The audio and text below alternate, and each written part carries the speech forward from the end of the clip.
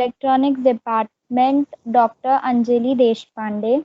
She is she has an extensive experience of 15 years in research. She also has around 50 papers to her credit. So I would like to welcome ma'am and share the art of technical report writing with us. Yeah, I'm also turn on. Hi everyone, good evening, and thanks for organizing this session. This is the first session, I think, multiple times I have taken it in the college.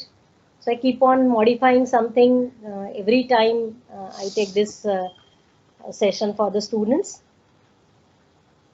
So we can directly start with sharing my screen without spending any time. But let me give some why I started taking this session. While I was doing my PhD, that time really I learned actually how the work should be presented to the other people. Yes, we do extensive work, but we don't know how to write it and how to present it to the others. So that was taught by the reviewers of the papers, that was taught by my guide, and that is how actually I learnt it. Uh, though the BE report was written, the way everyone writes the reports, MTech thesis, everything was written, but the in true sense, I learnt it while I was doing my PhD. So there were many tips given, and then when reports come to us, there are so many things that need to be modified. So if few things you can note down, at least those mistakes can be avoided, and you can get a better guidance from your guide when you submit your report or when you submit your paper to them. So let me share my screen and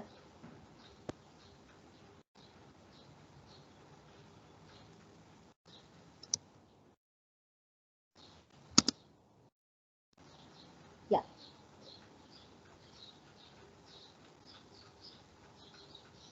While this, are you able to see?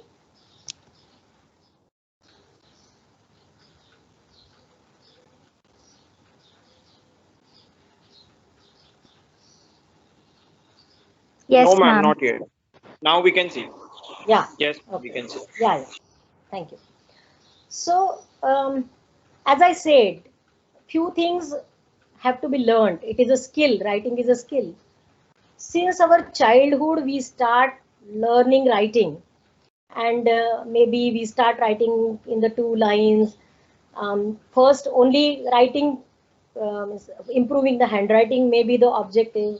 Then we start learning how to write the letters. So, letter writing we learn. In the language, we learn many types of writing. For example, precise writing or comprehension, or there are many types of articles that you write. But when it comes to technical report writing, in addition to the literary skills, you need some more skills. You need to learn that what is to be put in the report, what is not to be put in the report, how the things should be organized, and so on. So, of course, communication skill, writing skill is important, and there are some other technical aspects also that we discuss in this session. To make this presentation maybe a little bit interesting, I have added some cartoons, or I have added some pictures from the internet. I have given credits to them. So because whenever you are using something from some resources, try to give the credits to the creator. That is what we are going to learn in this session as well. So the outline would be, um, first, introduction to the technical report writing, qualities of a good technical report, how to write a good technical report, contains, then format, then elements of writing, means the style, and finally we will see how we can use a software which makes our job simple and can help us to create nice documents which would exactly look like the books that you read, because we use a scientific language. Okay. So what is a technical report? It can be defined as a document in a prescribed format and style that describes any technical idea. Okay. So conventional format may be for your research investigations if you are doing your PhD, or it may be a design project. The way you are doing your projects, you can write a report for that. Laboratory experiments, the experiments have to be reported, so that also comes under the category of a report. Or the technical assignments that are given to you can also come under a technical report. So in short, it is any technical idea which is presented in the form of a document. Okay. Now this idea presentation for the academicians or the academic scientists, it is a technical report or a thesis or maybe a paper. However, in other circles like government agencies, they write the reports about some ideas. Industrial circles, they publish the patents for their ideas. And on the web pages, you can in the public, when you want to publish something, you can write, you can create your own web pages where you can put your content. Whatever you write, you can publish that. So the way there are different ways of expressing your ideas, writing a report or writing a paper is also one way to share your idea. Okay. So why one has to write a technical report? As I said, it is a way to share the ideas. Of course, it's a requirement of your degree course. However, for sharing an idea, a report or a paper can be written. If you do not write, everything will remain with you and other people will not come to know what ideas are there in your mind. So it is always important to document whatever idea comes to your mind. Then exchange of knowledge.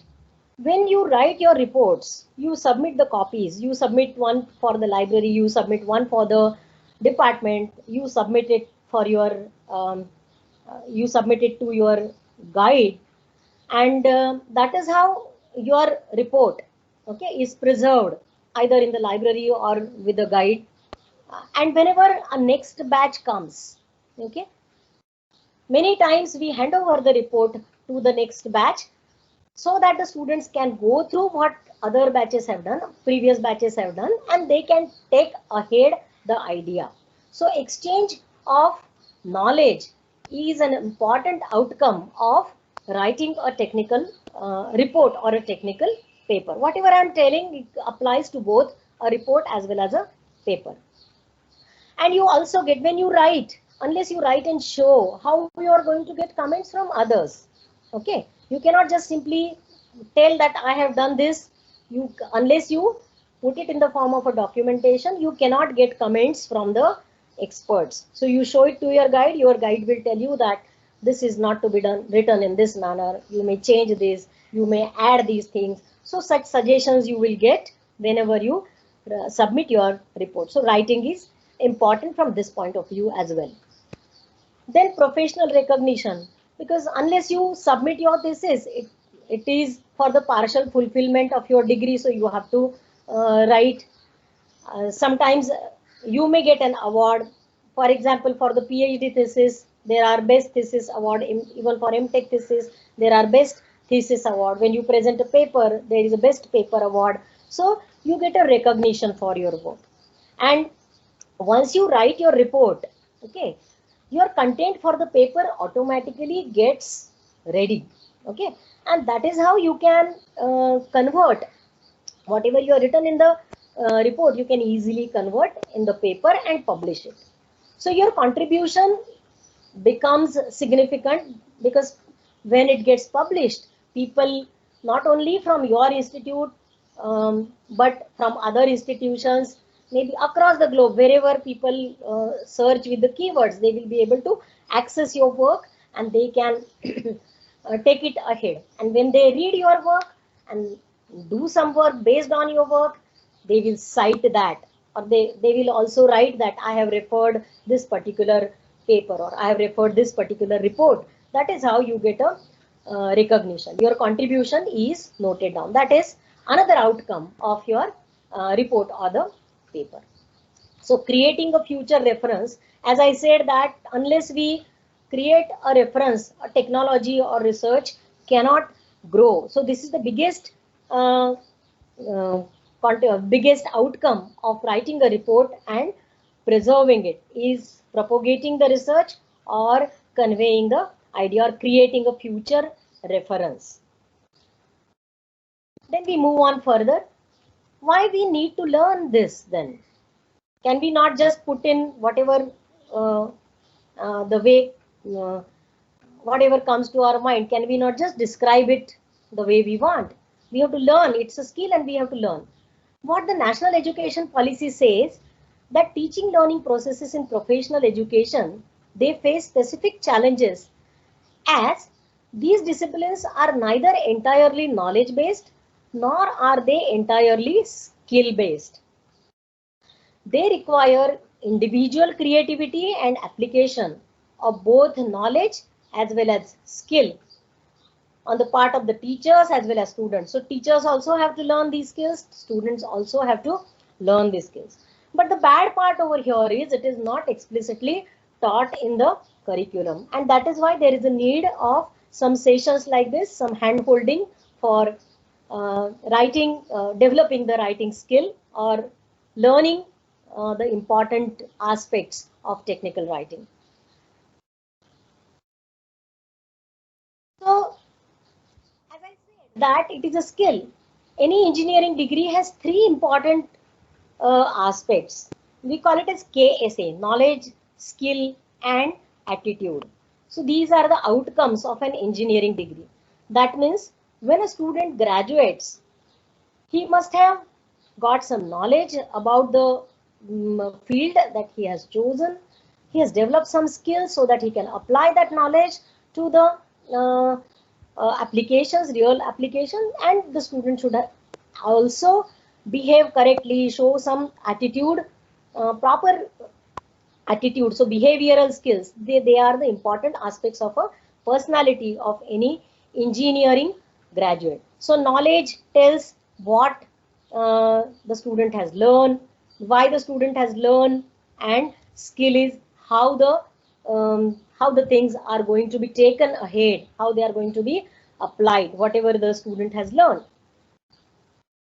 So these three, they together make a capable engineering graduate. So we term it as KSA. So as I said, this is a skill which has to be learned or which has to be imbibed.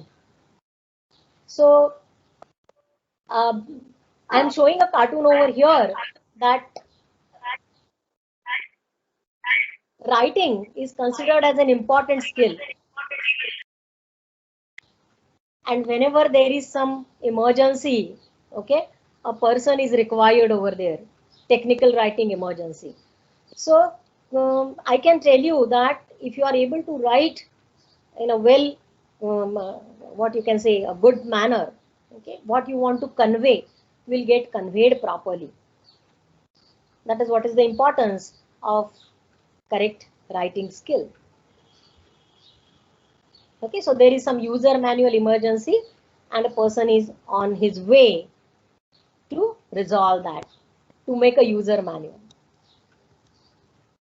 So since I mentioned the user manual, in your career as an engineer, you will be required to write the user manuals. When you go to the company, you will be asked, suppose whenever you develop some products, you have to write down the guidelines to use those products, or you have to write down the user manuals. Okay. Sometimes some ideas are presented in the form of white papers, which you see, which are available on the internet. Okay, and which are freely available. Then the reports, proposals, you may be asked to write some proposals for funding to some agencies, research articles, papers, all these things you have to write as an engineer in your career at some or the other point of time. So this is what is required, okay, when for your career also. So it's better to start learning or adopt these skills so that in future you don't have to call someone for emergency. Okay, you can write it on your own. The common mistakes that we see in the reports, I'm going to show you some of the reports. So formats and fonts, students don't pay attention, because what happens many times, you you are asked to survey for the literature, you survey it, and the way you see, you just copy paste few things. There is no harm in copy pasting, however you have to give proper credit to the person from whom you are copying that. That is extremely important. So whenever there are such copy pastes being done, the correct fonts are not there. In different sections of the report, you will see that the fonts are different. Sometimes it is Times New Roman, sometimes it is Arial, or whatever font. From wherever you take that matter, those fonts are automatically get copied over there. So you have to pay attention to the font, you have to pay attention to the format given. Many times there is so much unnecessary matter that is put in the reports, which is actually not required. Okay, there are some commonly used components in your report, like LCD, switches, microcontroller boards. Why to describe them? Suppose you are using some specific microcontroller board which is not very common.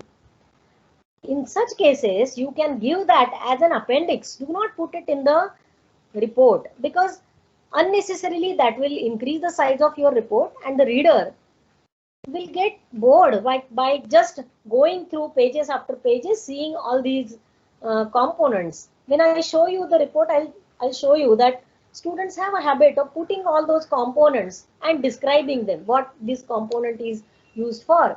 When there are these common components used, there is no need to describe each of them in details. Rather, you describe how that component has been utilized in your project and what is the function of that particular product in your project, that particular component in your project. That is how you should do. You should make a diagram, proper circuit diagram, block diagram, and then you should mention that this particular microcontroller board has been used for some specific reasons that you can mention. But the details of pin diagram and all those details are not required in the report. Then many times figures are just put like that, and then there is no description of the figures. So please remember that whenever you are adding some figures in your report, before the figure there should be some description that what figure you are going to put. There should be a number to that figure, there should be a title to the figure, and there should be a cross reference. That means in the description you should say that figure number so and so gives the details of this. The way we read in the books, we should write like that. But this is a common mistake that students do, that they put the figures. Many times they put the numbers and titles also, but they forget to give the cross reference. Okay, block diagrams, all the figures should have numbers, they should have the cross reference. Somewhere in your write-up, somewhere in the report, there should be a cross reference given. Cross reference means you mention that this particular figure describes this. Okay, otherwise why that figure is there in your report? So in the description it should be mentioned. Okay, there is no flow in the description many times. One thing you remember over here, that when you are writing a report, you have to write it like a novel, like a story. Okay, so that story, whenever you read some story, the story has certain sequence, where to start and where to end. Okay, you cannot randomly start anywhere, and you cannot put the matter the way you want. There has to be a proper flow in the description. Okay, you have to start from the basic and then you have to take it to the complexity. Okay, so there has to be a flow in your description. I'll tell you how that flow would come. Okay, and the last point is extremely important. Do not copy paste directly from any resources. This copy paste has a term which is called as plagiarism, and whether your document, the document that you have created, has satisfies the these plagiarism thresholds, can be checked by softwares. So there are softwares to check the similarity of your the document that you have created and the document, the documents that are existing in the resources. So this similarity can be checked using software. So for example, in IEEE, those who are IEEE members, they can use IEEE cross-check. And IEEE cross-check allows you to upload your document and check the similarity with the existing documents, and it gives you in percentage. So whenever you have to submit a paper to the IEEE conferences, there is a limit of 30% similarity. So if the similarity is below 30%, then your paper goes ahead to the reviewer. Otherwise, it immediately gets rejected that the copy paste is more than 30%. So that is why it is extremely important. Even in your report, you should not copy paste, because examiners, they know the things. They are experts from the field, and immediately after reading your contents, they come to know, they read the language, they come to know that this is not the language which is uniform in this report, and that is why the matter might be copy pasted. So immediately they come to know, they check on the net and they find out, and they may take objection. So please make a note, wherever in the literature review section, whenever you are taking some matter from the existing reports or existing thesis or existing papers, please give them due credit. Okay, so then your report becomes authentic. So we move on to the next session. If you are getting what I am trying to say, you can please quickly type yes or no in the chat box so that I can go ahead with the next part of my session.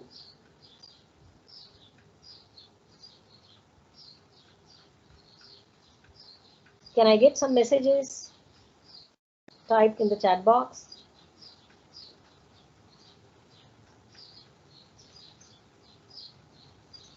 Or the organizer can tell me whether everything is fine and I can go ahead.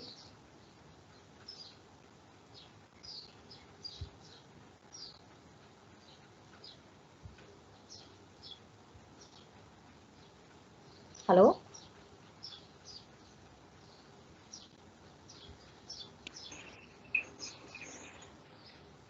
Yeah, someone can give me feedback. Everything is fine, going on fine? Yes, ma'am. Going good. Great. We are understanding everything. Yeah, so in the chat box, people can put their remark or comments. So we saw that why there is what is a report, and why you are required to write the technical report, and why you have to learn the report writing skill. Okay, so that's what we saw in the previous section. We will see what are the qualities when we say a good report. What is this good report?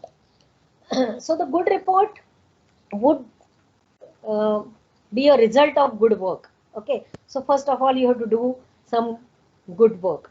Okay, so there is a quality for the work, there is a quality for the presentation as well. Okay, so we talk about two terms: the process of doing a work and the process or the product, how the final product looks like, how your report looks like. Okay, so these are the two aspects, and what makes this report good. So if you have a good technical matter, you don't have to worry about the contents of the report because you have everything with you. Now the question is how to put that in a proper manner. So whenever you are describing an idea, okay, if there is some innovation in your idea, then it becomes quality of a good report. Aesthetics or beauty, like you are tempted to use Microsoft Word because Microsoft Word is very simple and the very easy to use, you can say, when you have to select the operating system, you prefer Windows because Windows is simple. Completeness in the report, that means not missing out anything, putting all the required contents in the report. Okay, so I give here an example of word processing software that does not have any spelling check, then it is not considered as a complete word processing software. Similarly, a banking software you write, but there is no security, then it is not complete. Similarly, there are certain cross checks for the report, which when are included, your report will be considered to be a complete one. Rigor and accuracy, it should not be superficial. Something needs to be submitted, so it is submitted. It should not be like that. It has to be a report of in-depth study and correctly written.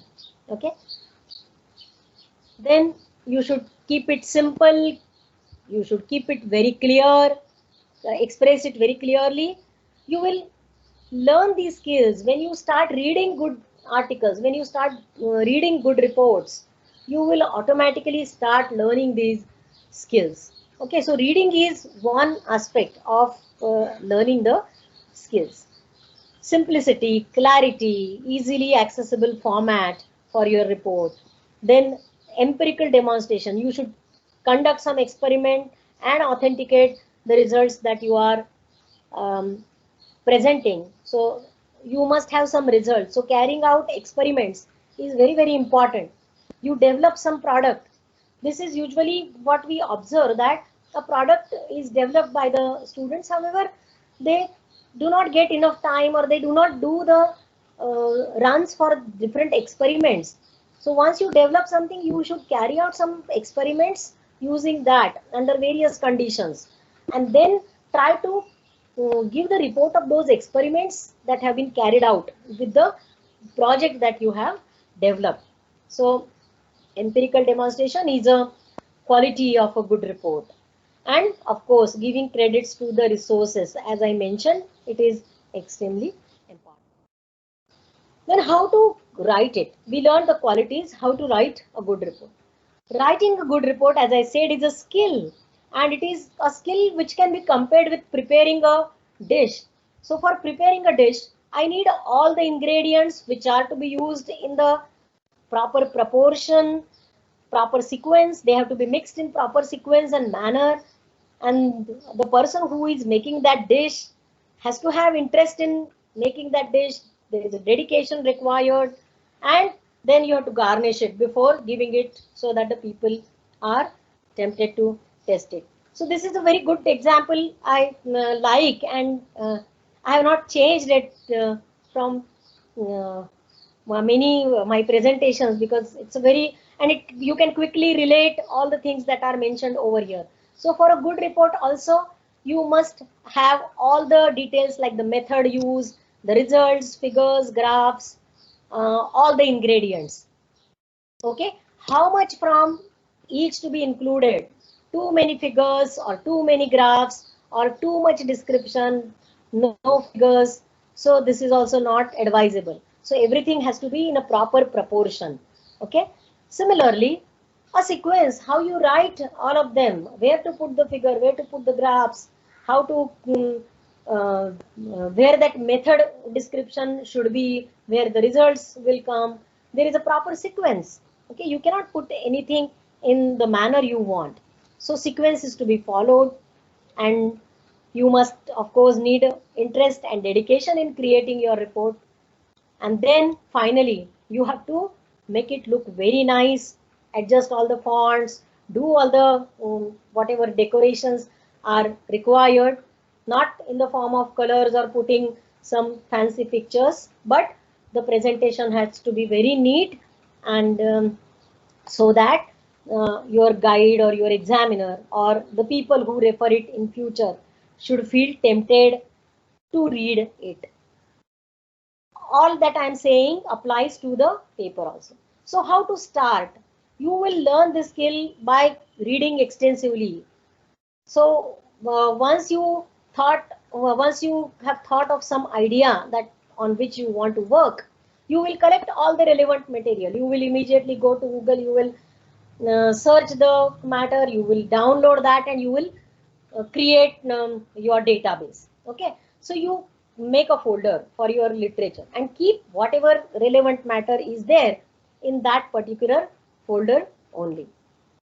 Okay, then you are conducting, you will start conducting some experiment. For example, the components you select, some sensors, you will start studying the sensors, you will bring the sensors, you will test those sensors by designing some simple experiments. But note down, whenever you are conducting those experiments, you note down those minute details.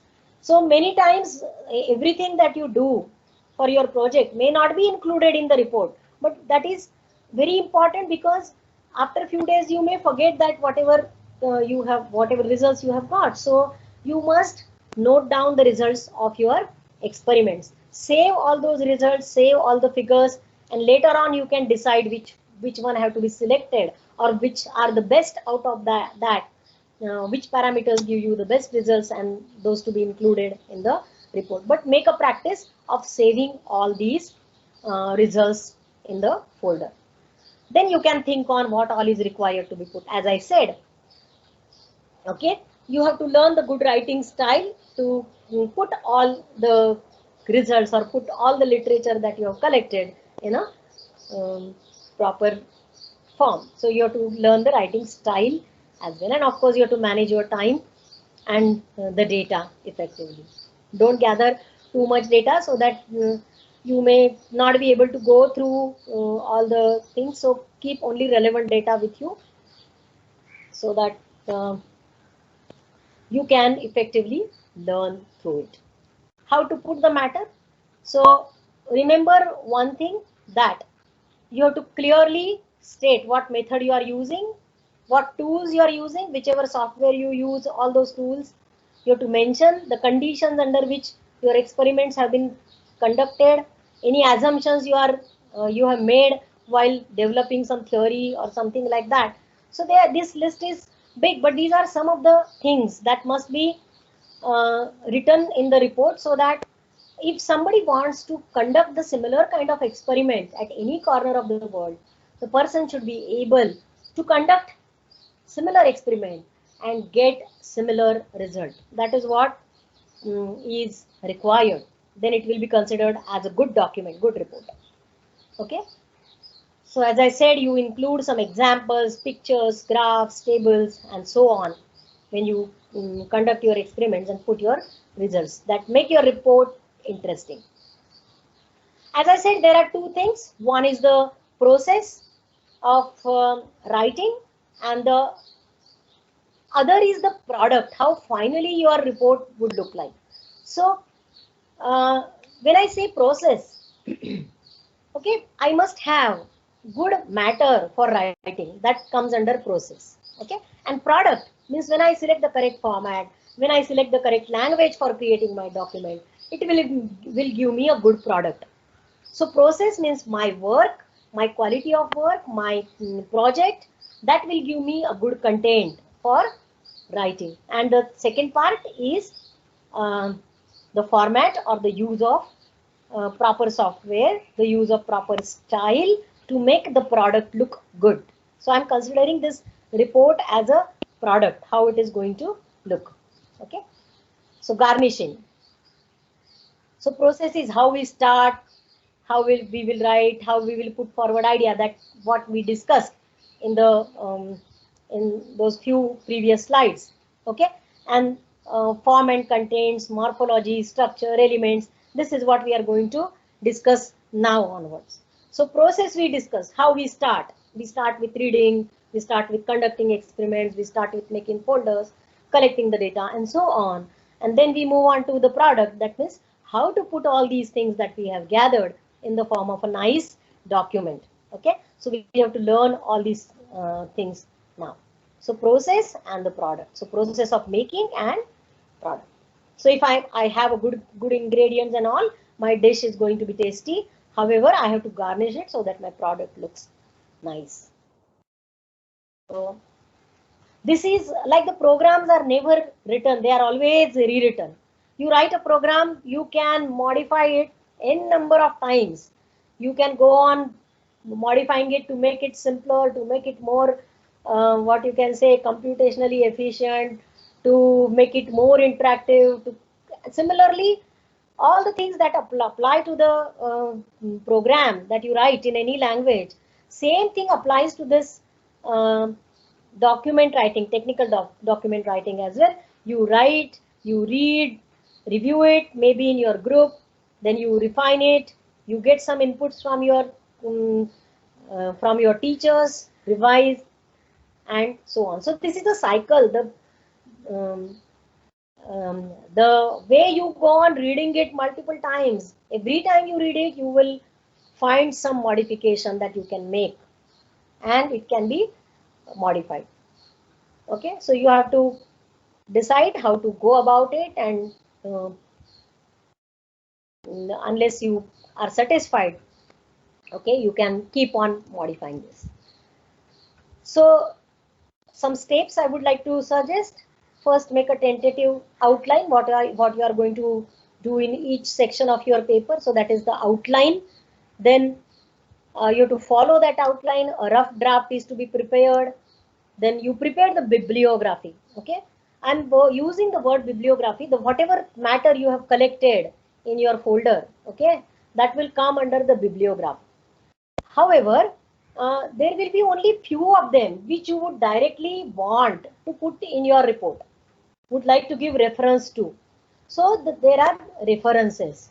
So bibliography is in general whatever is the related matter that you have collected, okay, and references is a specific matter that you want to cite, or you want to give reference to those articles. That becomes the references. So you have to prepare a bibliography, because you would require many things to refer. Okay, you would require some data sheets, you would require maybe even the books you use when you are making your project, when you are writing your report. Revise the draft and then form the structure. So these are some of the steps in report writing. Okay, and then as I said, once this is done, you will go on modifying your draft multiple times. Now we move on to the contents. So we have discussed the process. We move on to the product. What are the contents of a report? So there will be some text, there will be some figures, there will be some circuit diagrams, some graphs, and so on. So major components, as I say, you are presenting your idea in your report. So it is to be represented at two levels. One is intuition level. So what intuition level means? You are describing it. Okay, what is your idea? Why this is important? How it is going to be useful to the society? How it is going to be useful to the technical community, and so on. That is intuition level. Okay, how it is implemented. You are giving some examples, references. So all this is intuition level. And then there is another level of description, presentation of the idea, which is called as a rigor level. In rigor, you will give some mathematical analysis, some equations. Maybe sometimes you have developed some equations, or sometimes you have taken it from some books, or you are giving some references. Okay, so mathematical evidences or the formulas that you have used. Okay, you are designing some, let us say you are designing some amplifier. You will give those design steps which are actually there in the book, but you have to include, because you have to compute those values or calculate those values. So you will be putting those mathematical aspects also. Okay, then you may apply it to some example, or maybe you apply to some mathematical model. Okay, and finally the result. So these are the aspects. Result, as I said, result could be in the form of tables, graphs, and what you can say, some figures. Okay, or the charts, many things. So this is what is the idea represented at two different levels. If I make it too much only figures, it's not correct. If I just keep on describing, that is also not correct. So it has to be a proper mixture of these two. Now, I want to say something over here that when you do your work, okay, when you start working on some idea, it is not the same way you present it to the people. Okay, when you are writing it in the form of a report, the sequence is quite different. Okay, sometimes by chance, once in 1,000 times it may match, but it doesn't match the way we do our work and the way we present it. Okay, so that is why I say that evolution in presentation is extremely important. When you are presenting the idea, you have to first write down motivation behind doing this project. Okay, it may happen that you start doing something and then you look at the other aspects of it, how it is going to be useful, what is the motivation. It may happen. Okay, so while presenting, you have to stick to this. You have to first write motivation, why I am doing this, why this idea is important. Then the second point must always be this. Okay, background, what others have done in this area. Has anybody worked in this area?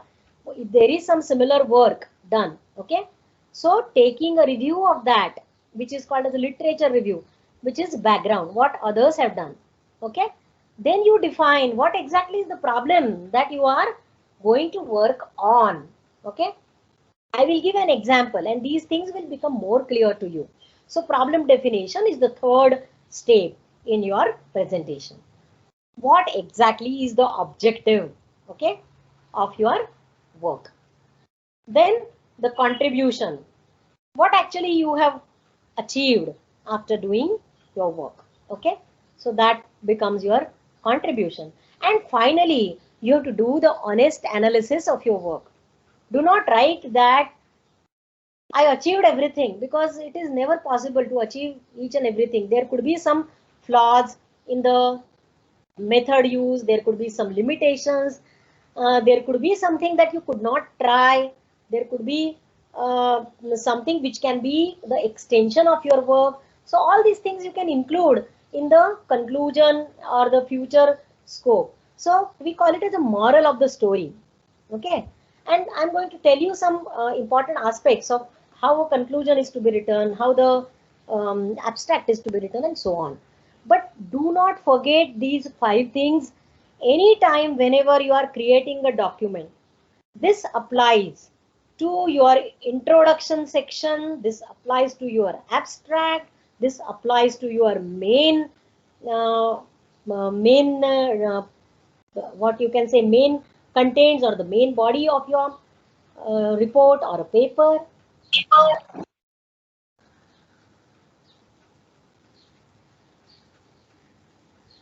Yeah. So this sequence in presentation or the evolution in presentation is very, very important, whichever part of the document you are writing down. In the main contents also, it will go in this flow only. So this flow is very, very important. That is what I said, that it's like a story.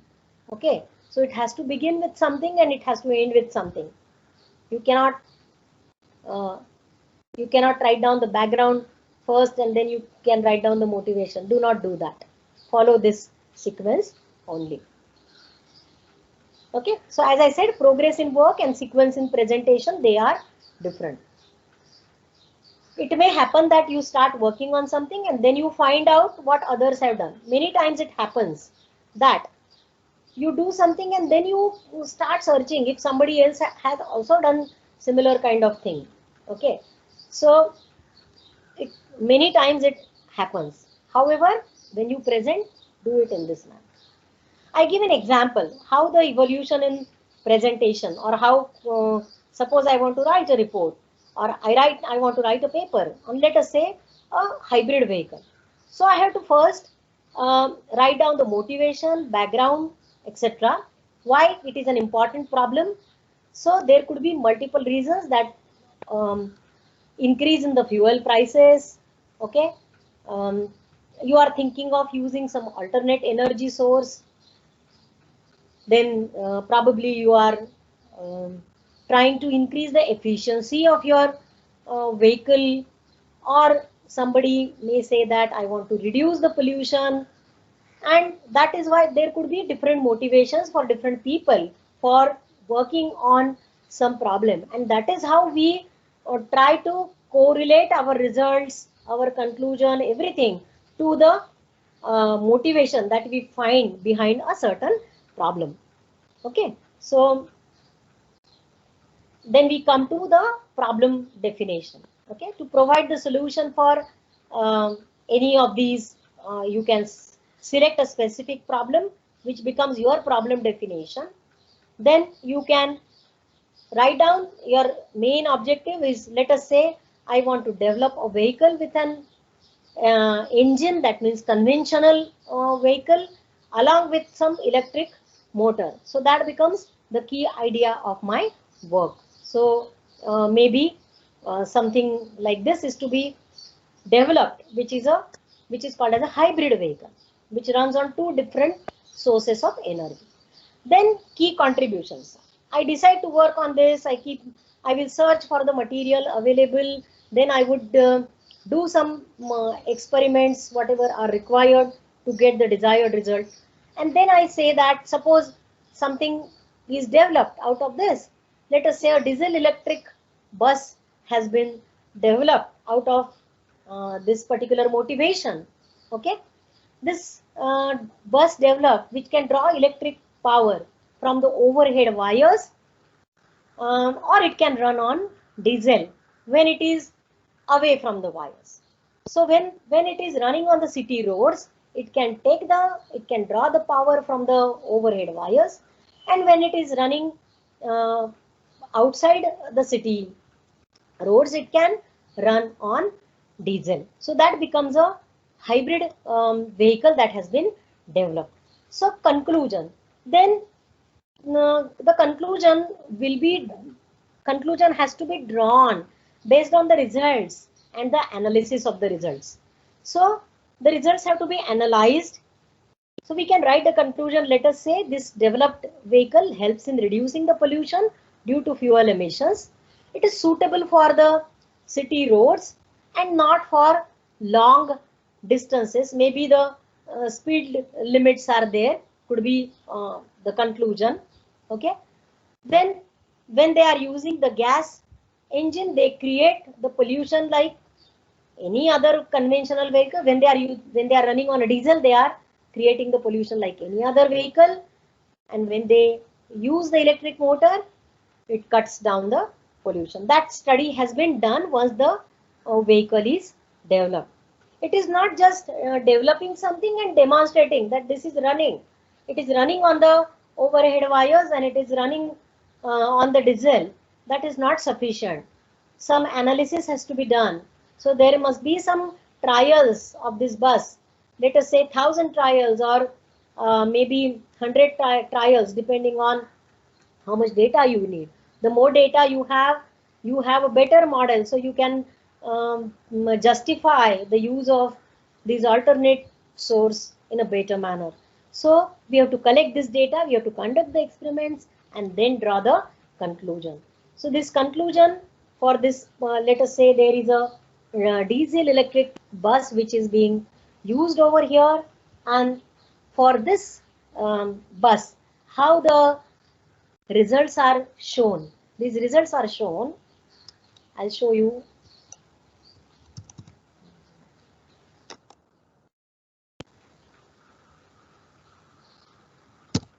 Okay. So conclusion.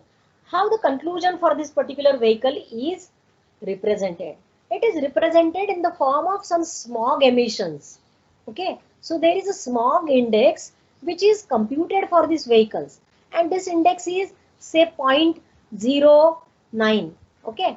This is what has been done after carrying out multiple experiments on the particular developed vehicle. Okay. So lower the smog index, it is cleaner. Okay. It is not polluting much. Okay. Something of this sort. So results have to be presented. They have to be properly um, justified. Okay, so that is what is the conclusion part of it. So you can present the result in the form of figures which depict few things. Then you can present, it brings more clarity when you are figures speak 1,000 words. So when you put a figure, immediately give a reference to that figure, the reader will come to know that uh, this is what is being achieved. In tables you can put the results. So in tables, if you want to compare, say, two different methods that have been used in your work, you can compare the two different methods by justifying, again carrying out multiple experiments. Okay, so putting the results in tables will make it easy to compare the results. For example, there are two methods used and the successful trials. In one case, the number of successful trials, you can see that over here this there is a change, so you can make some justification. But one experiment would not help me to do that. I have to carry out multiple experiments and then the average is taken. So that is how the results can be presented. So once we are done with the contents of the paper, we can move on to the format. Okay, because format is another important aspect.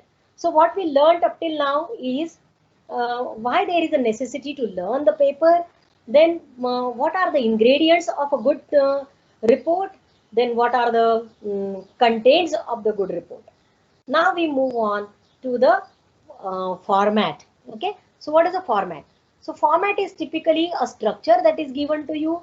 So the institution wherever for which you are writing a report provides you this structure, but typically it consists of a title, abstract, table of contents, list of figures, list of symbols, introduction, motivation, background, related work, main contents, results, conclusion, future work, and references. So this is what is the typical structure that we use. And of course, as I mentioned, few things you can put in appendix, so appendices. Writing good title is very, very important. When you write title, okay, it has to be very precise and inviting. You see, many times the title could be misleading, so you have to really think about it, and brainstorming is required when you write the titles. So some of you, those who are right now in the final year, they would understand this, how the brainstorming has happened and how they have thought of changing the titles, what were the initial titles and so on. So avoid using very generic titles like a software, a theorem and a proof, wireless network, like that, or don't write the titles which are too big. Okay, so writing a good title has to be done.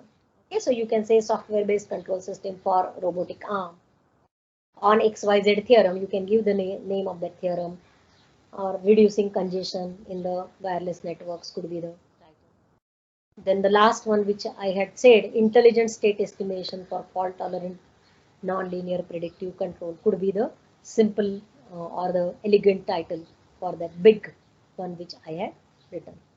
Then how to write the abstract. Abstract, remember that abstract is not a summary. Okay, let me make that clear. It is not a summary. It is not the outline also.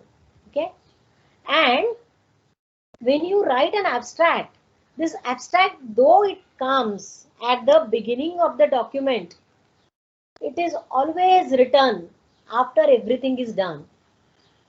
Okay, so many times when you submit your paper, they ask you to submit your abstract, and the papers are accepted or rejected based on abstract also. So abstract is that important, and unless you do your complete work, you will not be able to write the abstract of your work. So it is always written at the end. A checklist, as I said, the problem statement, motivation, the approach, or how you are going to do that, what maybe what software you are going to use, what methodology you are going to use, how it is different from the others, what others have used. So everything will come over here: background, motivation, then your problem statement, what results you have got, and your contribution and conclusion. Okay, so everything must be there. However, you have to write it very precisely. So it's not a summary. Okay, it is not a summary. It is not an outline. Common mistakes: many times it is use of unnecessary words. Sometimes it is too long, sometimes it is too short. You get many examples of the abstracts being rejected. So this I have taken from How to Have Your Abstracts Rejected. So there are multiple examples, like uh, when you send some abstract. Okay, so you should not write something which is irrelevant and which is not giving, or which is not conveying any meaning. Okay, so it is an example of a bad abstract. It doesn't specify anything, what problem is being tackled, what other people have done, what the person is trying to do, or what result has been obtained. Nothing is mentioned, so it is the rejected abstract. Then I can say, though it is not the best, I can say that for the hybrid vehicle, you can write the abstract. In recent years, there has been a tremendous increase in the number of vehicles on the roads of Mumbai. Maybe there are around 510 vehicles per kilometer. These vehicles are a cause for polluting the environment due to sound as well as harmful emissions. In the recent past, there have been many approaches for design of vehicle engines to reduce the environmental pollution. However, the efficiency of the system gets degraded. In this report, a novel design of diesel electric bus is presented, which runs on electricity in the city. Like this, you have to, I will not read the entire thing. However, see that all the things are coming over here. So, okay, the smog index has been found to reduce drastically as compared with the conventional engine. Okay, however, due to overhead wires, there is a limit on the speed of vehicles. So there is an honest analysis. Everything good is not written. Okay, so this is what is the conclusion part of it. As I said, in your abstract also there will be a little bit of conclusion. So this is the conclusion part. So everything should come in the abstract. Then introduction. In the introduction also you should write good introduction, 3 to 5 paragraphs. Motivation, as I said, all those 5 things will come over here: motivation, background, and your problem definition. Now here you go to a bit specific. Okay, what's known about the problem, that means what other people have done. So here your literature review part comes. Okay, so writing good introduction is very, very important, because if you write the good introduction, it will create a good impression. Okay, it creates a first impression on your writing style, so it's the impression that will last. Okay,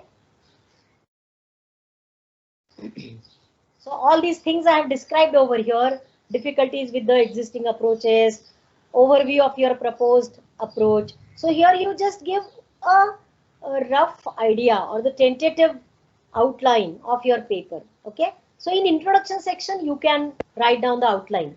Okay, so next chapter describes this, or like that. Okay, in so the reader also gets the flow of your work. So I will not go through these details. So you have to, again, all the things that I mentioned, they are written over here. Okay, so do not give all the details over here. They will come in your main contents. You have to just give a glimpse, not the entire story. Like you see the trailer of a movie. Okay, so it should be like that. In short, you have to describe it. So as I said, to create a good impression and to create interest, writing good introduction is extremely important. Then we move on to the main contents, where you are actually describing the important parts or important contribution of your work. So methodology, hardware, software, algorithm, protocols, formulation, proofs, everything will come in this, in your main contents. And it will not be difficult for you because you have done the work, you know everything about that work. So this won't be much difficult for you. You have to explain your method in details, okay? You can read this, I will not read. As I said, other person sitting at the other corner should be able to replicate. Okay. When you describe the method, do not put the result over there. Result should be put in the results section, results conclusion section only. So when you describe the method, you should not. This is a common mistake that students do. Okay. Then all these things, subheading should be followed by few paragraphs. As I said, you should not directly put the figures. There should be at least 2-3 lines description or at least 1 line description about what the figure is. So there has to be a paragraphs written in a flow.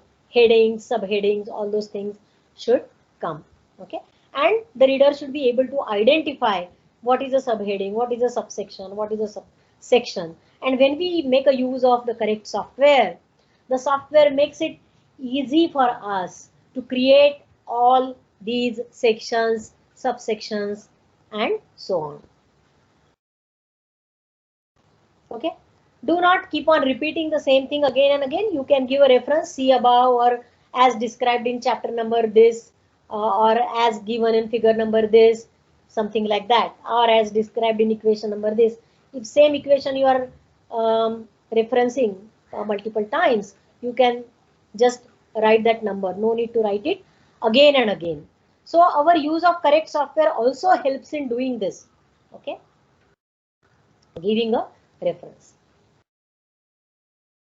As I said, then presenting the result also. So you need not describe each and every experiment that you conducted for getting the results, but you focus on the best experiments or the best results. But sometimes you have to mention some of the experiments that failed. When there is a learning out of the failed experiments, that also you can mention that few things have been done, however, could not get the result. If the results of the failed experiments are leading to some conclusion, you can include them in your report. Okay. Fine. This is about numbering the figures. Okay. When you put the figures, do not put them anywhere. Try to put them near the text where you are describing that particular figure. So that this care must be taken. And believe me that you will learn these skills when you start reading and when you start writing. When you write something and you read it yourself, you will come to know that I'm not able to get something that I want to convey, and you will start modifying your document. Okay. Then coming to the conclusion, it's not just a summary again. Okay. Conclusion means not a summary. It is different from the abstract. It is different from the introduction. It represents the moral of the story.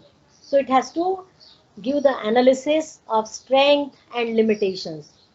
What the readers should remember, even after they have forgotten all the details. Okay, they must remember the conclusion of your work. Okay, that is where the people start working ahead.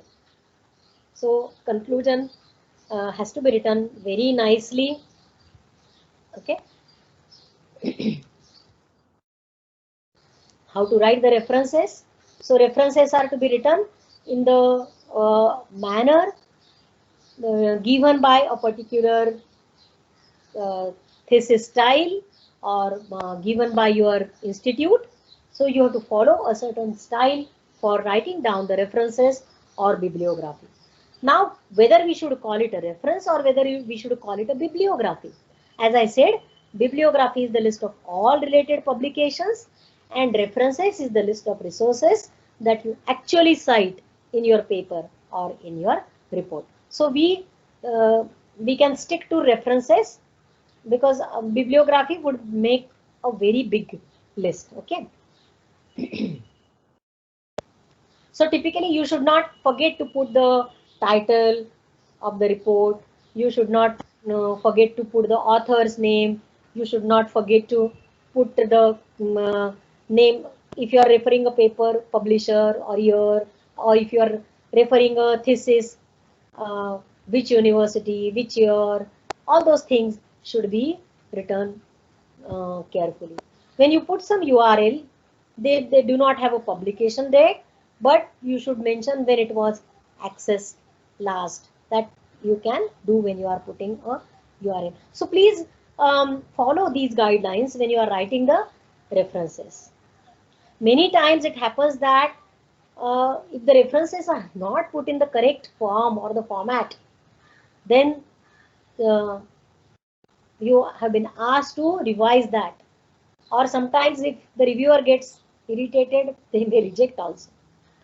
Okay, so you have to follow the style which is specified by the company. So for example, I have written the references, so they have to look like this. Okay, properly giving all the details, page numbers, etc. So once we have learned how how the conclusion is to be written, we move on to the elements of writing. We have seen the different sections of the paper, structure of the paper, how to write title, how to write the abstract, how to write the main introduction, main contents, how to write the conclusion, finally the references, and future work also you can suggest that what future can be done, that you can suggest. I will quickly go through this elements of writing. However, this is a very nice book. We cannot adopt each and everything out of this. However, one has to learn some of the important things that I would like to highlight over here. So when you write down, okay, you should pay attention to grammar, because if there are grammatical mistakes, the person who reads might get irritated if there are many mistakes. Sentence formations, spellings, punctuations, all these things are extremely important. So whenever you use the word processing software, you should always do the spell check. Wherever it is showing you it is giving you some suggestions, please see what those suggestions are there and try to remove all the mistakes that are there in the grammar. Okay, when you make the paragraphs, see that the paragraphs are representing a specific idea. Do not mix up the things. There has to be a smooth transition from one paragraph to the next, from one sentence to the next sentence, and from one chapter to the other chapter of your report as well. Okay, so you can at the beginning, in the previous chapter, this has been described. Even in the books, you see that in the previous chapter we learned this. So then it starts with describing the contents of the main chapter. So we have to write the report as if we are writing a story. So we have to give some background of the previous chapter as well. Good sentences, write short sentences. Do not write too big sentences. You should make use of active voice. It's not a good idea to use passive voice. Write precise statements. Don't make any vague statements. Okay. So everything has to be clearly stated. The problem is difficult. Difficult for whom? Do you believe that, or it is stated by someone? Is it proved by someone? So you have to be very specific when you make a statement. Avoid unnecessary words. Do not just keep on adding the words. Okay. Nouns should be converted to the verbs. For example, this paragraph provides a conclusion of the description. Do not write like this. This paragraph concludes the description. Simple. Okay. So try to write very, very simple statements. The aspect I said, simplicity. Okay. So that simplicity aspect should come over here. Okay. So follow this as well. On good writing, when you write well, it will help it will help you to understand your ideas better. Believe me that when you keep on writing, you will understand it better. Writing is really very important aspect. It's a creative process, okay, and it gives a lot of satisfaction when you write. It is an art, okay. So you can, how to be a good writer, you can read this elements of style.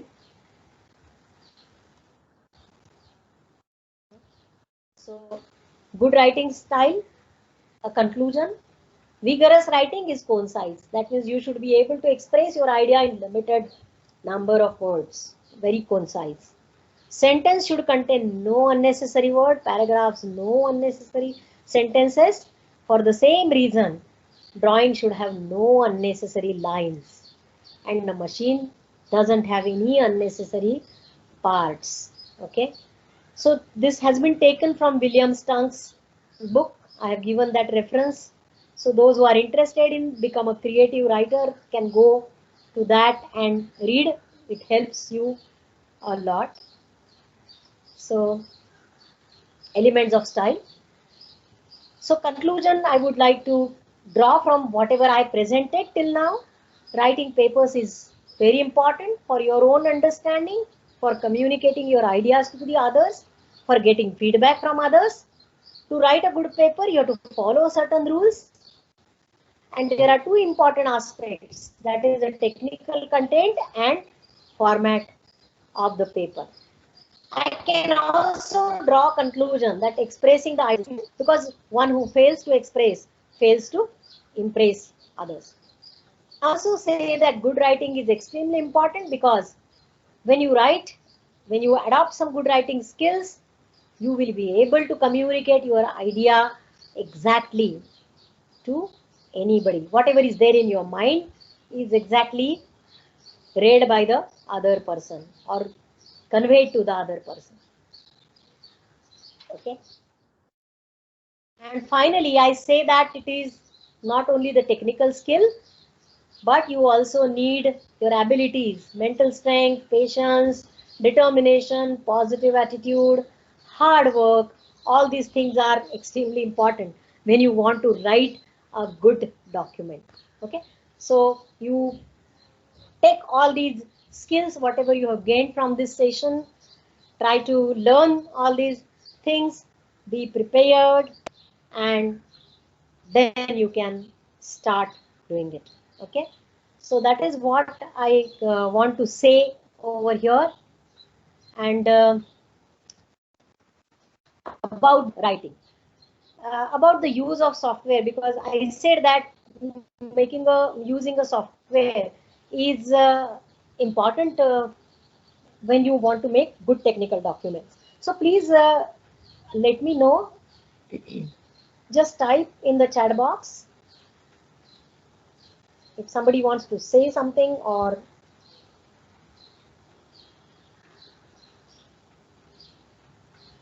yeah, can you quickly type in the chat box?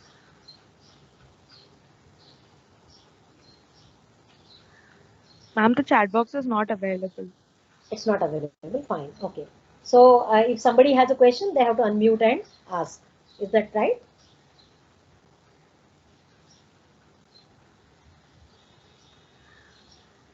Okay. I can see the chat box over here, but I don't know. Fine. So I hope that I'm making sense. Available in the top right. Just check whether you are having access to the chat box. It's available to me. Okay, probably it is available to the presenters and not the attendees, maybe. But anyways, please let me know. Someone can unmute and let me know that whether you are there with me and whether you are getting or anything you need some clarification, or should I go ahead, because it would take some maybe 5 more minutes to quickly go through what is that software, and then I can demonstrate few things of the software if we want to do that in this session, or we can have another session for learning the use of software in making the document. That we will decide based on the time. So should I go ahead, Rakshak sir? Yes, ma'am. Sure. And please let us know when to stop the recording also. Yeah. We have recorded an entire session, so just let us know when to stop the recording. No problem. We will continue. Let me start with the why we want to use a software for writing, because up till now for documentation we use only word processing software, but this is a technical writing software which I am going to discuss, which has some capabilities like even equation solving. Okay, so what is the software does? It is like a programming language, like C language, where you can keep on modifying the things and execute like a program to create a document. So there are many more facilities as compared to Word, and I will not say Word because there are many word processing softwares which one can use. Okay, however, we will focus on LaTeX. And Scientific Word is a proprietary software which is licensed software, which requires a license to be purchased by the organization. LaTeX is a freeware. Okay, so you can start using the LaTeX. But what I will show is how we can do the things in Scientific Word. You can download a what you say, a trial version maybe for 30 days, and you can learn the aspects of what all you can do in LaTeX. Because if you start directly with the programming language, you may not be able to learn everything, or you may not be able to appreciate the features that are available. So you can see this trial version and you can then start using LaTeX. So LaTeX is a free software. It is platform independent. It makes the formatting more convenient. Okay, it makes a consistent document. It's too good for mathematical formula, and there are many typesetting options. You can directly select the style. You can directly select what you want to make, whether you want to create a bibliography, whether you want to make a section, whether you want to make a chapter, whether you want to make a subsection, and so on. So these are called as the typesetting options which are available. Okay. Then there are many templates also available. There are many templates available for creating a report. There are many templates available for creating the conference proceedings, the journals, and so on. Okay, so how I compare it? When I say MS Word, okay, if I want to create a short document, maybe 4 to 5 pages, it is good to use. But when I want to make a document of 90 pages or 100 pages, then this LaTeX would be good. Okay, so when the document complexity increases, the size of the document increases, okay, the effort and time which are required to put in are less as compared to Microsoft Word. So it is a very high quality typesetting system. It has many features which I can demonstrate, and then those who want I can teach also. So references and cross references you can very easily give, figure numbering, figure indexing, figure cross referencing, citations, all these things become very easy. So you can move the things from any part of the document to any other part.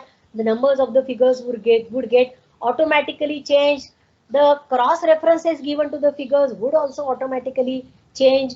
You don't have to go and search the document where I have written about this figure when I have changed this position of a figure in the document. So multiple things are there. Numbering of the equations, cross-referencing. So we can create very elegant document. It looks like your books. The books are created in this manner. Okay. So with this, I would conclude this session and wish you all happy writing. So I think if anybody has any question, they can unmute their mics, and I will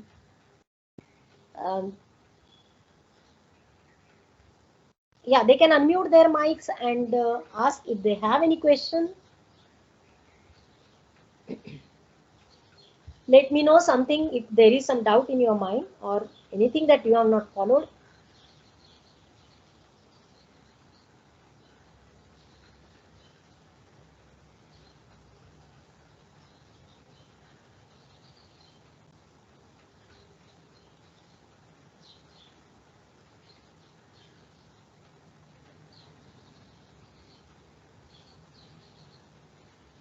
Ma'am, I Yeah. had a doubt.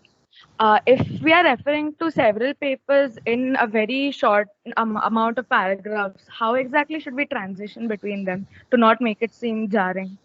Okay. So, see, Ambashri, when you when you are referring to multiple documents, then you want to just take what you can say extract out of that paper, no? Okay, to be put in your paper.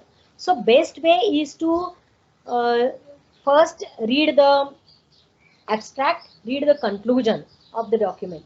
Okay, that will help you what all the author has to say about his contribution. So that will give you guideline what is to be written about that particular paper.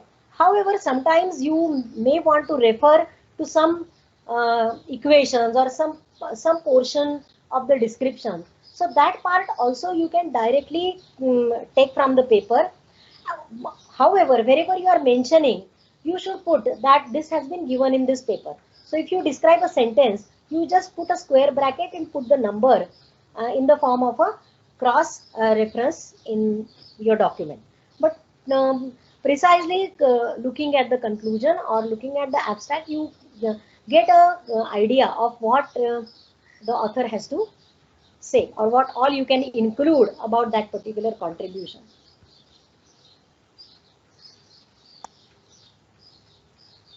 But when you are describing some specific method which has been earlier or you want to something what you can say something new that you are doing to that method, you can take from the reference and you can say that this has been given in this manner. However, the algorithm was given in this manner, we have modified in this manner. That is how you can give even in your main contents. So wherever you want in your report, you can give references. It is not necessary that only in the literature survey part you will be writing. You can give the cross references, you can use the matter in other sections as well, but do not forget to give the cross reference. Thank As you, I ma'am. said, you may copy also to some extent. You may copy, uh, but by giving the cross reference, you are giving the credit to that person. Thank you, ma'am. I hope